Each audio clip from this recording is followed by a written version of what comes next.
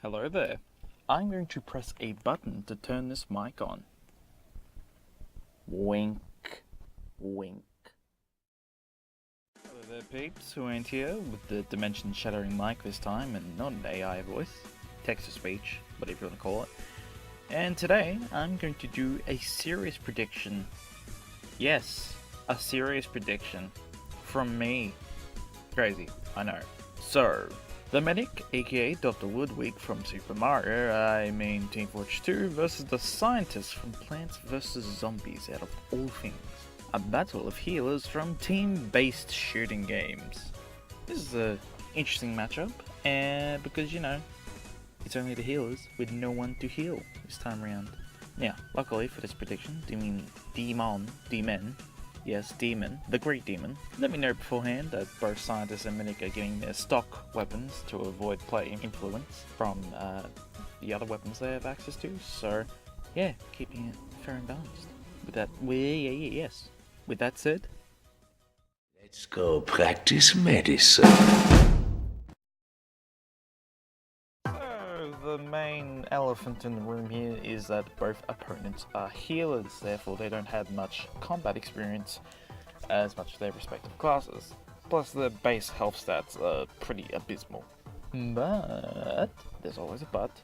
Let's actually take a look at what each character can do. I'll start with Medic first, since I'm more familiar with TF2.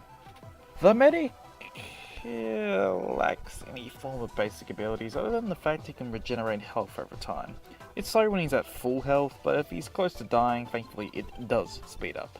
As for weapons, he's got the syringe gun, which fires small, sharp needles at a rapid rate of fire, capable of dealing damage fast at quick periods of time. You would think, needles, he would put some deadly shit in this, like AIDS, but no, just normal needles, which still hurt, but I'm just saying. He's also got the Bone Saw, which is a handy melee weapon capable of cleaning up any unlucky sucker that pissed the medic off. Not as flexible as a sword or probably even a knife, but hey, at least it can cut things. Lastly, he's got the Medigun, which he can't heal himself with in gameplay. And judging by the size of it, it's going to be pretty hard to probably heal himself with it, even if he can outside of gameplay. Sadly he lacks a few offensive weapons. I would say he would have access to his Uber Charge, which is like a invulnerability state that you can keep for 8 seconds. But he needs to build the Uber up by healing people, and he can't do that because there's no one else around. I mean, sure, he could build up Uber using his Uber Saw, but this is a stock-based matchup, so yeah, his Uber Charge is a no-go at this point. I hate to say it, but yeah, the medic's kinda lacking. Now for the scientist. We'll start with his main weapon, the Goo Blaster. It basically acts like a shotgun that launches powerful blasts of fucking goo. Okay. Although, it's only 5 shots per clip, and it must be reloaded quite often.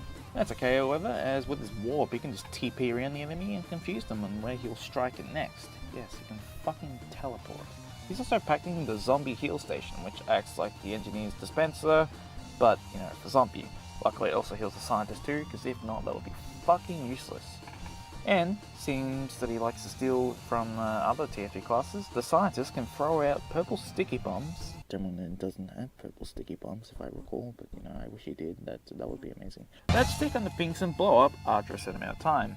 Perfect for, hey, blowing shit up. The drawback to these abilities, however, is that they run on the cooldown, meaning scientists can't use them in rapid succession, and he has to plan out when to use them strategically. Plus, he likes the self-healing factor that the medic has, and his Goo Blast is really only effective at close range, because fucking hell, it acts like a shotgun. I hope you can guess why it's effective at close range if it is basically a shotgun. Oh no, for a zombie, he's still got some bitchy crazy abilities. So my final verdict. In the end, well, I still prefer TF2 any day of the week. Sorry, Demon, don't fucking kill me. I'll have to give this victory to the scientist. My reason? Well, it's mainly one, actually. Scientist just has the better abilities and more varied arsenal. The medic, for all intents and purposes, only has a syringe gun and bone saw, and a useless minigun, which he can't use himself very effectively. Meanwhile, the scientist has his goo blaster, sticky bombs, his teleportation device, and his own healing station.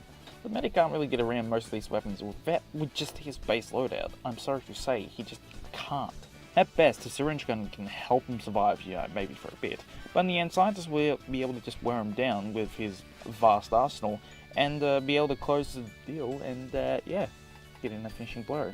Even if, somehow the medic got his ubercharge, he can only use it while wielding the medigun, meaning he has no way to attack while during the state.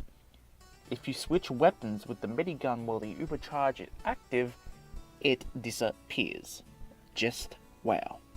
Let's not forget that with his base loadout, Medic also doesn't have a lot of options to keep the scientists at long range, which is probably preferable because the scientist has the goo blaster, but the scientist can just TP in and then dominate the close range.